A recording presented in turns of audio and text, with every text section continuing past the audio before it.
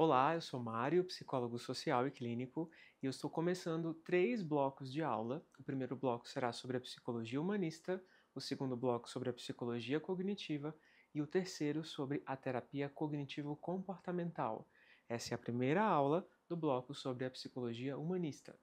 Nós vamos começar falando da contextualização histórica da psicologia humanista e do movimento americano humanista. Aqui nós temos a nossa agenda.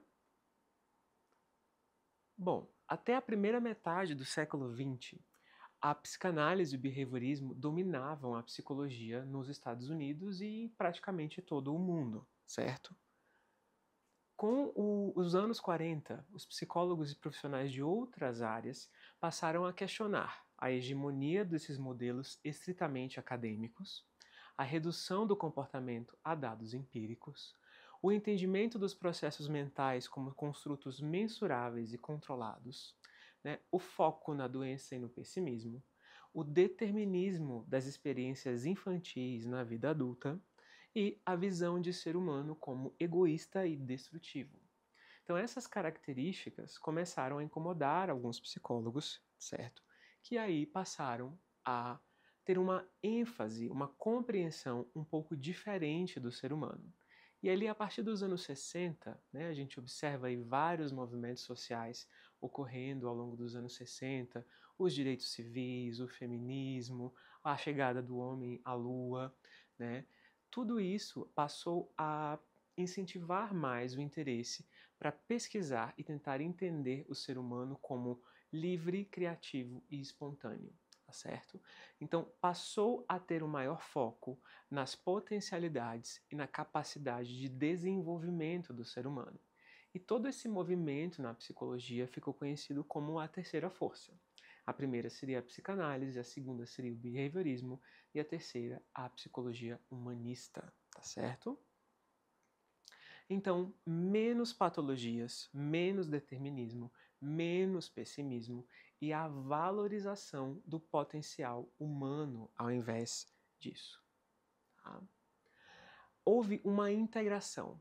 Tá? Por mais que cada teórico humanista apresentasse uma visão, o ser humano estaria além de determinações biológicas ou ambientais ou de impulsos sexuais destrutivos. Né?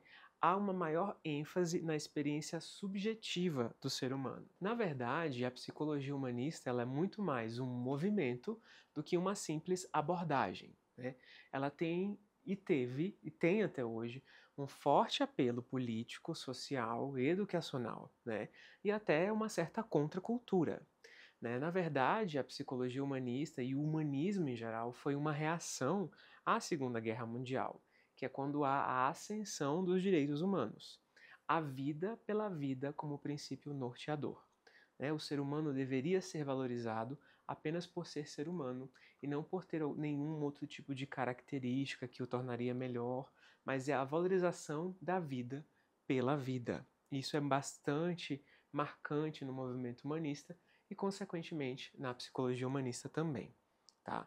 No âmbito acadêmico, surge maior interesse por práticas e pesquisas que têm o humano como princípio, tá certo?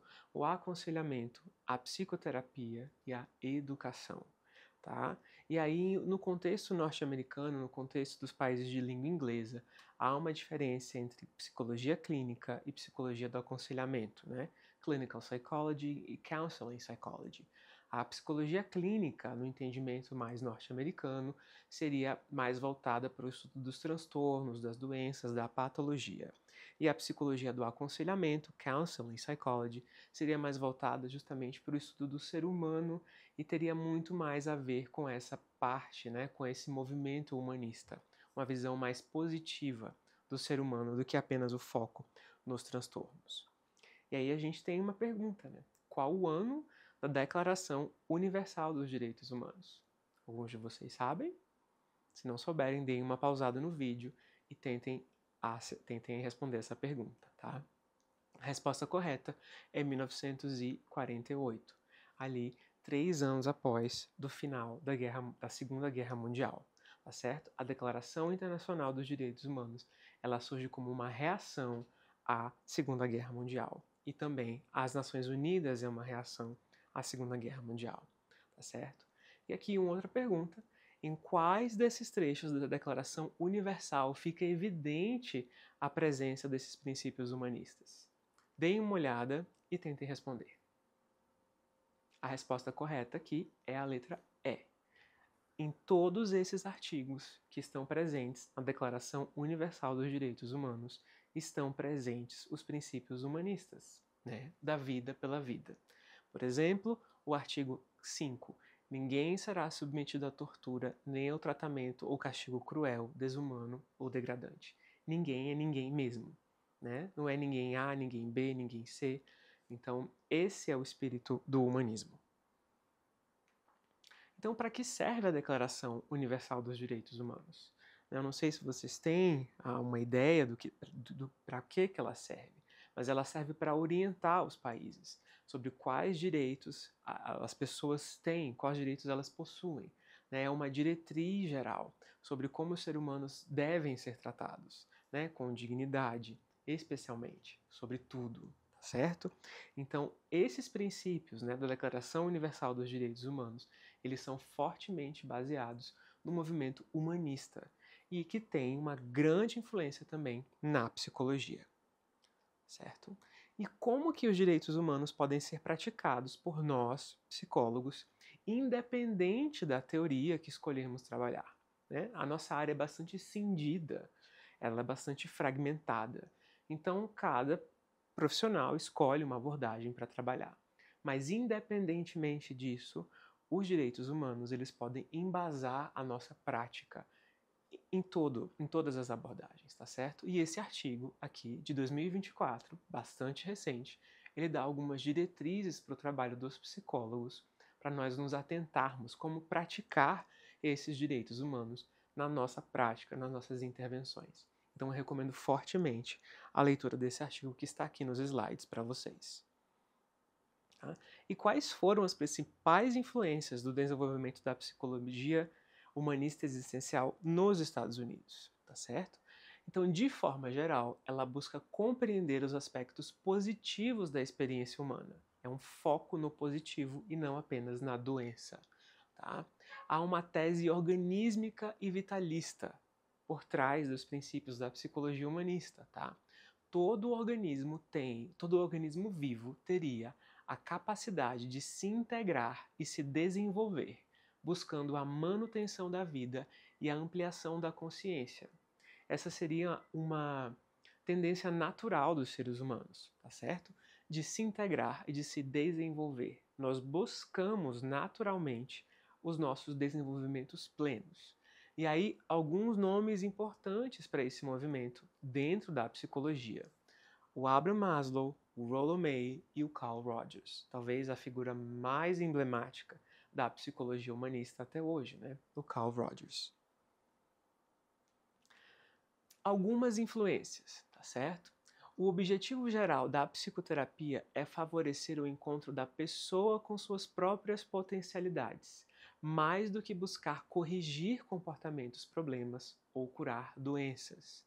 A psicoterapia fica então pautada na busca de experiências significativas de atualização e crescimento, possibilitando o cliente desenvolver a sua autonomia, maior consciência de si e maior capacidade de enfrentamento das situações adversas, tá certo? Essa é uma fala, é uma frase bastante humanista, mas que a gente pode levar ela para quase todas as abordagens de trabalho dentro da psicologia, tá certo? O nosso trabalho, independentemente da vertente, ele é, em grande medida, né, buscar a autonomia do paciente, que ele tenha uma maior consciência de si e que ele tenha uma maior capacidade de enfrentamento das situações adversas, tá certo? E aí também há outras, né, algumas influências da psicologia humanista, algumas outras vertentes filosóficas, psicológicas também. Né? Uma delas foi o funcionalismo, né, que aí contribuiu também com a filosofia pragmática, tá certo? E a psicologia como uma ciência aplicada. E aí o desenvolvimento de tecnologias para o aprimoramento das relações humanas e da educação. Ou seja, o funcionalismo também tem essa preocupação com o ser humano como centro, certo? A psicanálise também, né, algumas contribuições, né, esses três teóricos, especialmente, discordavam do papel da cultura na formação do sujeito para a psicanálise, e aí eles se aproximam mais do humanismo, tá certo? Eles dão uma ênfase maior à construção cultural do que aos instintos, do que às pulsões, tá certo? E para eles, né, a neurose seria muito mais proveniente de uma lógica capitalista do que desses conflitos inconscientes, tá certo? Então eles começam a romper com essas ideias mais tradicionais e começam a ter uma visão um pouco mais próxima do humanismo, tá certo? O amor, a empatia e a solidariedade teriam sido desintegrados pela busca de poder e de capital. E aí a gente percebe claramente uma influência grande do pensamento marxista para esses três teóricos.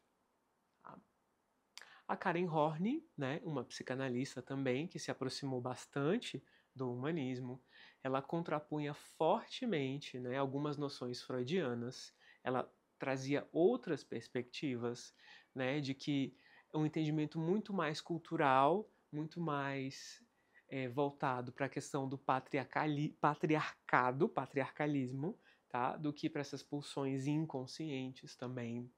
Então, essas neuroses seriam frutos de conflitos culturais, né? Ressentimento, culpa e sentimento de inadequação nas relações com os pais, né? Marcadas por relações de desamor. E aí isso formaria uma visão de si como falho, defectivo, e não necessariamente relacionado a conflitos, a pulsões inconscientes, tá? Há, portanto, um distanciamento entre como a pessoa se reconhece, o eu real, e aquilo que sente, o que deveria ser o eu ideal. Isso seria, portanto, né, uma das causas da neurose, segundo a Karen Horney. Tá certo? Ela critica veementemente essa visão de ser humano naturalmente destrutivo e egoísta, que era preconizada pela sua escola de pensamento inicial. E aí nós teríamos uma capacidade natural de autorrealização, que é como afirmam os humanistas, tá? Que seria muito mais barrada pela cultura individualista, hedonista e competitiva. O Otto Rank, também um outro psicanalista que passa a se distanciar mais dessa visão. Ele discorda dessa visão de ser humano como egoísta e destrutivo, assim como a Karen Horney, e dá uma maior ênfase à compreensão e à empatia. Ou seja, ele passa a interpretar menos, usar menos dessa técnica e começa a focar mais na compreensão, no presente e na relação terapêutica. Tá certo? A psicologia da Gestalt, também muito importante, né, para o movimento humanista no mundo. E aí passa a existir uma compreensão fenomenológica da experiência do sujeito e muito menos foco nos conflitos inconscientes, tá certo? E aí ela afirma que a percepção é ativamente formada devido a essa associação de estímulos, tá certo? A angústia seria muito mais um desequilíbrio organísmico do que um desequilíbrio inconsciente. A gente percebe, né, nessa última parte da aula, esses autores se distanciando dos preceitos psicanalíticos e se aproximando muito mais de uma visão positiva de ser humano, tá certo? Resumo, né? Quais foram os pontos principais que a gente cobriu aqui um pouco dessa aula, bem introdutória, sobre a psicologia humanista? Uma visão otimista de ser humano, tá? Uma crença na nossa capacidade de se desenvolver naturalmente.